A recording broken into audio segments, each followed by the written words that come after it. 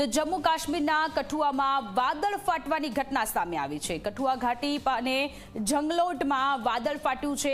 આખો વિસ્તાર પાણી થઈ ગયો છે। પોલીસ સ્ટેશન, ઘર, દુકાનોમાં પાણી ઘૂસી ગયા છે।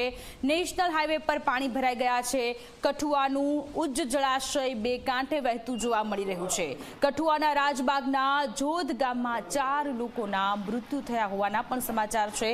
પહાડી રાજ્યોમાં જાણે કે નજર લાગી ગઈ હોય, કુદરત કોપાયમાન થયો હોય તે પ્રકારની સ્થિતિ વારંવાર સામે આવે છે। ત્યારે આ વખતે જમ્મુ કાશ્મીરના કઠુઆમાં વાદળ ફાટવાની ઘટના સામે આવી છે અને વાદળ ફાટતા તબાહીના દ્રશ્ય સામે આવ્યા છે। 4 લોકોએ જીવ ગુમાવ્યા હોવાના પણ સમાચાર છે। ઘણા બધા લોકો ફસાઈ ગયા છે, જેમનું અત્યારે રેસ્ક્યુ કરવામાં આવી રહ્યું છે। એનડીઆરએફ અને એસડીઆરએફની ટીમ ત્યાં પહોંચી ચૂકી છે અને લોકોનું બચાવ કાર્ય શરૂ કરવામાં આવ્યું છે। નેશનલ હાઈવેના આ દ્રશ્ય છે કે જ્યાં નેશનલ હાઈવે પણ જળમગ્ન થઈ ગયો હોય તે પ્રકારની સ્થિતિ છે। પોલીસ સ્ટેશન હોય કે પછી ઘર હોય, દુકાન હોય, કોઈ પણ જગ્યા હોય કે જ્યાં સર્વત્ર પાણી જ પાણી નજરે પડી રહ્યું છે।